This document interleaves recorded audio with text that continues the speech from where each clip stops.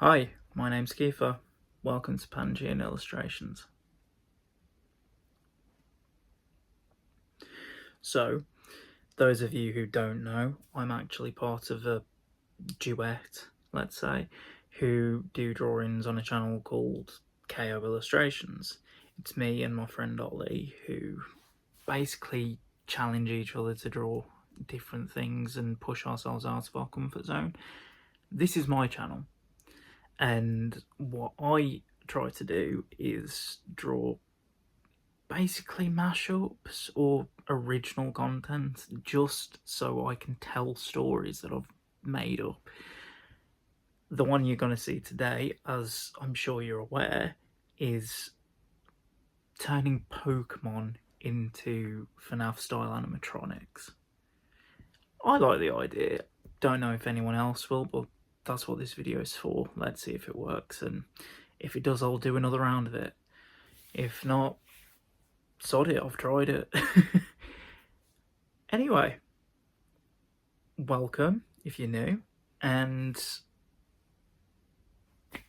enjoy 5 Nights at the Pokerplex. Well, isn't this a fun little outing? For some bizarre reason, the agency has decided they need me for something other than the maintenance and surveillance of the animatronic village. I suppose I can't complain, as it is quite nice to escape that wretched office, even if it is just getting replaced with another for the next few nights. I've come to expect that the only thing the agency will pull me away for is if they need me to do some undercover work, specifically if that undercover work involves uncovering if a company is suspected of harbouring possessed animatronics, which, as strange as it might sound, is quite commonplace for my line of work. Huh. The operative lifted his arms towards his face and tapped the screen of a slim, futuristic-looking watch. He did this a few times before his face became illuminated by a blue glow. He held in the 2 buttons, one on either side of the screen, and spoke into the device in an agitated tone. Ashton Barkley, calling in from the Pokerplex? Remind me again, why am I here exactly? What are the terms of this mission, and why do I have a feeling every animatronic I come into contact with here is a knockoff of a creature from a very specific anime and/or game? A series of bars floated up from the screen, each of different lengths, and interchanged as another, more feminine voice rang out from the device to answer Barkley's questions. To be honest, Ashton, I don't get the reference, but I can indeed remind you of what your mission entails. Your objective at the Pokerplex is to keep an eye out for any unusual or anomalous activity or happenings around or within the location. You must make an attempt to analyse all animatronics on site and determine if they are indeed possessed by spectrals, as we suspect they are. Please be warned, the site has a reputation for having the largest collection of animatronics in the world, and has even been nicknamed the Animatronic Zoo, much to the owner's dismay. But this means it will be a lengthy mission for you, and you will be away from your regular post for longer than we would like. We've pulled some strings and have got you inside the location working as a night guard, and in theory you could carry this undercover investigation on for months, but we don't have that kind of luxury. We have seen advertisements for an auction being held by the owner, one Sato Tajira, to sell a large number of the animatronics at the location. We can't afford the machines being moved until we have had a chance to inspect them, and you're our best man when it comes to identifying spectrals. Barkley sighed, knowing they were stalling. Get on with it, how long have I got to identify them? 5 nights, unfortunately. He tensed for a moment, clenching his jaw and gritting his teeth, before letting out a groan and continuing the conversation. So I've got 5 nights to figure out how many of the animatronics are possessed, or is it a case of the agency repossessing the entire lineup if there is evidence at the end of the 5 days? The higher-ups have said that you are to try and get an accurate number, but if it reaches double digits, we will place operatives in the auction halls to purchase all of the machines. And as always, I assume there will be radio silence after this transmission, to ensure the Foundation doesn't catch wind? The woman replied with a sigh and a single word. Yes. I'll see you in 5 days, Serena. The watch's light ceased, and the only sound as he stood in the empty car park was that of the tapping of rainfall against the asphalt. He watched on, staring at the stadium-sized location where he would be spending the next 5 nights, water dripping from the tips of his sodden hair, and his eyes narrowed, like he was attempting to interrogate the building itself. He then whipped a padded hood over his head and jogged towards the building, acting like he had been desperate to escape the weather. When he reached the glass door to the building, Sato was waiting. He was a tall, slender man of 30 years old. He was born to a wealthy family in Japan, but decided to move west in the hopes of making a name for himself. He dressed well, standing in a pristine black suit with a lapis tie, and his shoes shone with polish. With all of this, though, the most memorable thing about him was his smile, stretching from cheek to cheek with a joy that was almost contagious. He held his hand out in anticipation. "Hello there! You must be the new night guard." When Barclay shook Sato's hand, he was shocked by the man's grip. For someone with such a light frame, Sato was surprisingly strong. "Yes, I assume you are Sato Tajira, owner and creator of this establishment?"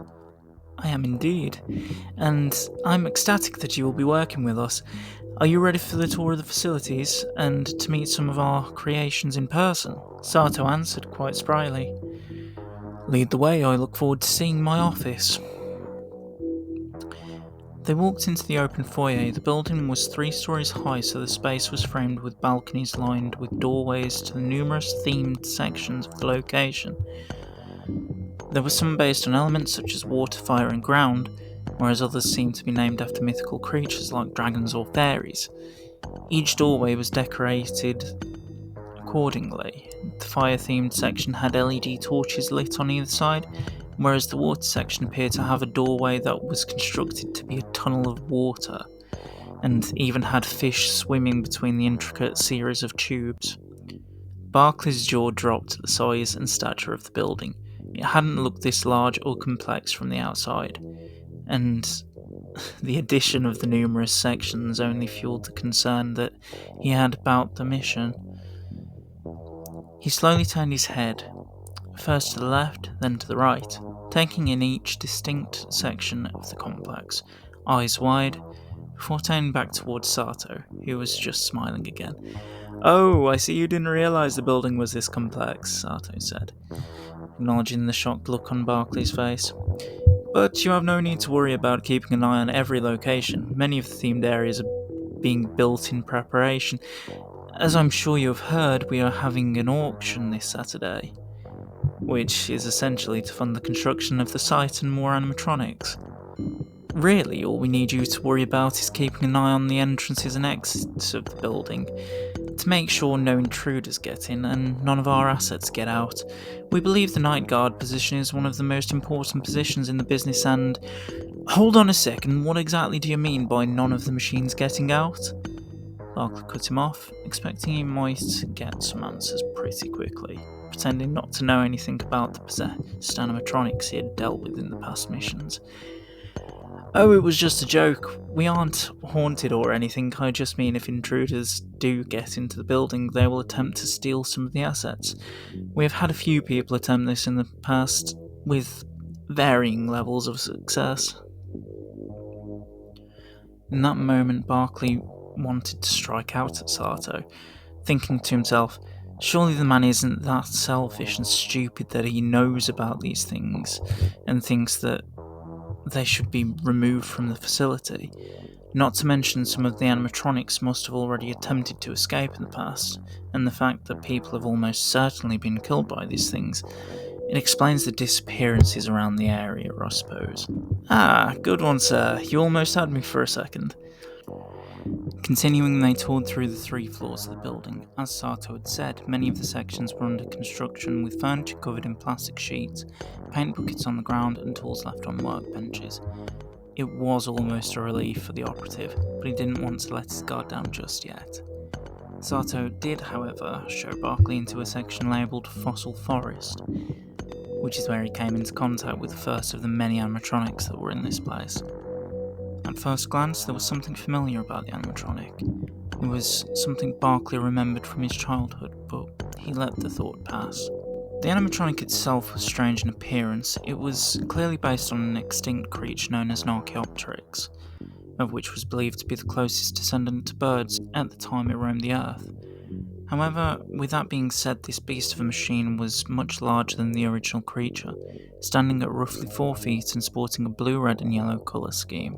The head arched into a beaked shape, plastic feathers decorated the arms and shoulders, and the tail was made up of multiple segments that gave it a wide range of movement.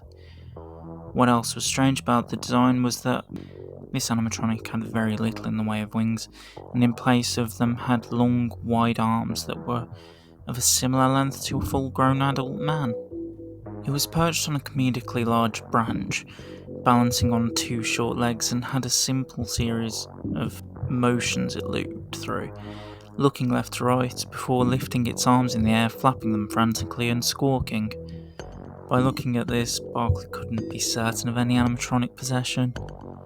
This isn't by any means the best animatronic we have at the location, it's just one of the first we ever designed, as you can probably tell, but I'm sure you will get to know each of them very well over the next few nights.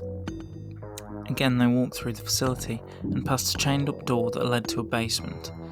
Barkley could have sworn that he heard the door being pounded on from within, and was going to ask Sato what that was about. In a stern voice, Sato gave him his answer before he could even ask. "What you have just heard is a draft.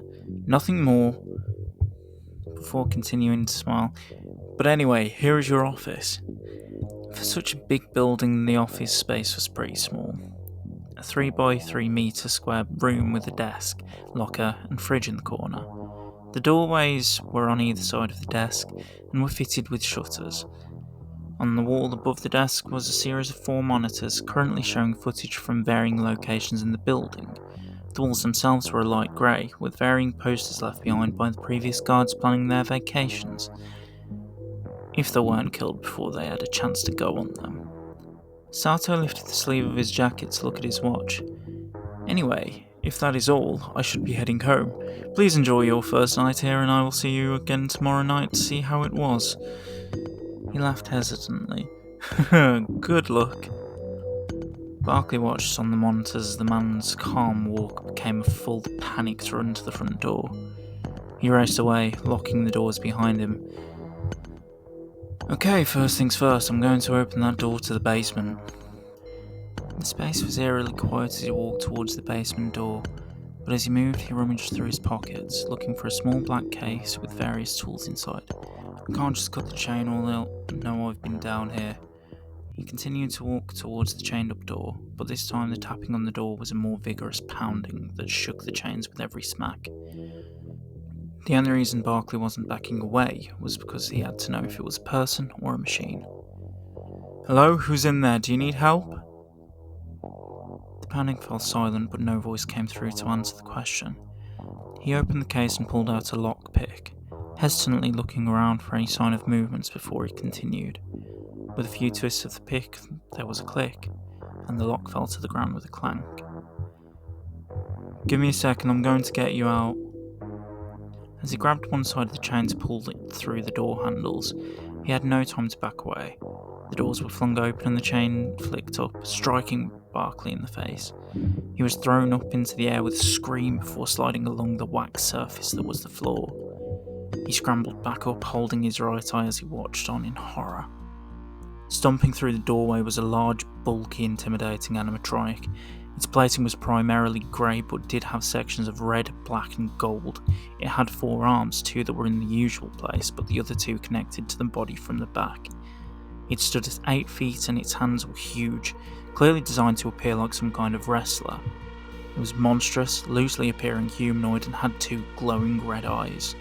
The only thing that was giving Barkley any hope of surviving was that it was one of the older, slower models. In a heartbeat, the operative ran towards the nearest section of the building, which so happened to be an abandoned project labelled the Haunted Halls. In that moment, he didn't care where he was going, only that he had to escape the robot before it could get its 4 hands on him. Barkley stormed through the entrance, snagged his coat on the doorway and had to leave it behind, leaving a trail for the wrestler animatronic to follow. This section of the building, according to Sato, was built as a Halloween attraction for some of the old fans of the Pokerplex, designed to look like a long corridor of doorways, twists, and turns that form a labyrinth. Some of the doors were just there for decoration, but others led to horror attractions containing ghost-themed animatronics that would scare the visitors. He also said the majority of the animatronics had been removed from this section of the building and had been sold off due to a better offer to the company. The wrestler continued chasing him, but was smashing into the walls of the narrow corridor. After turning a few corners, Barkley realised he was far enough to try one of the doors, hoping it would be one of the empty horror attractions. The door handle twisted and clicked. With a push, the door opened into a room decorated to look like a graveyard. The floor was replaced with fake grass. There was comedic gravestones with the face of various cartoon characters on them, and the ceiling had been painted a deep blue to represent the night sky. The most noteworthy element of the room was a giant solitary tree that sat in the centre, with two huge branches and a hole near the top of its trunk. Cautious, Barkley waited for the wrestler to pass, hearing the loud thumping footsteps coming towards the door and then receding as it continued to walk past. He could have sworn the robot roared in frustration, but couldn't be certain. In the moments following, he breathed a sigh of relief and whispered to himself, "I'm such an idiot for opening the door. What was I thinking, and why didn't I recognise that the pounding on that door was far too loud to have been coming from a human? I have spent way too much time around machines." There was a groaning, like metal rubbing against metal, and it drew his attention back towards the solitary tree. Still cautious, he walked up the hill. Whether it was his imagination or not, he felt the ground moving beneath his feet. He slowly stepped over the graves, trying not to make any more sound than necessary, and began to inspect the tree. The bark felt rubbery against his fingers. It was easily 12 feet tall and was bolted to the ground.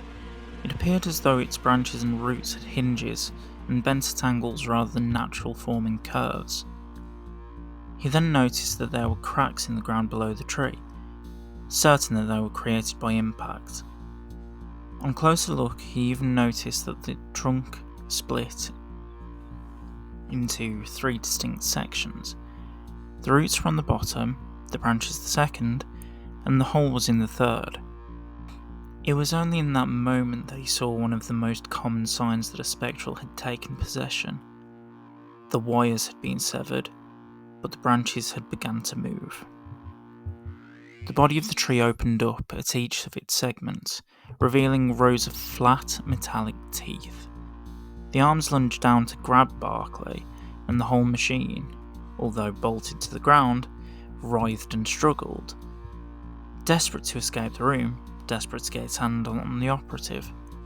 No matter how hard it tried, it couldn't pull away from the surface. Then, the light came on from the hole in the top segment. It was the eye socket, but all that was left was the light from behind the eye. The sad thing was that it was flickering on and off, as though the spectral inside was starting to fade and give up. Calm down, I can help you, but you have got to let me near you to do so. You've been bolted to the floor because they didn't know you were alive. Please try and be quiet. I know that it might be painful for you. I've spoken to spectrals before, and they have told me how your feelings become attached to all the metal that you are welded or bolted to. Unfortunately, I haven't got my tools at the moment, but I promise I will bring them tomorrow night and I will remove the constraints on you. The machine tried to be quiet after that, but all the screaming and writhing had already drawn the attention of something else in that sector of the building. There was grotesque laughter coming from the corner of the room, followed by laughter by 3 other sources.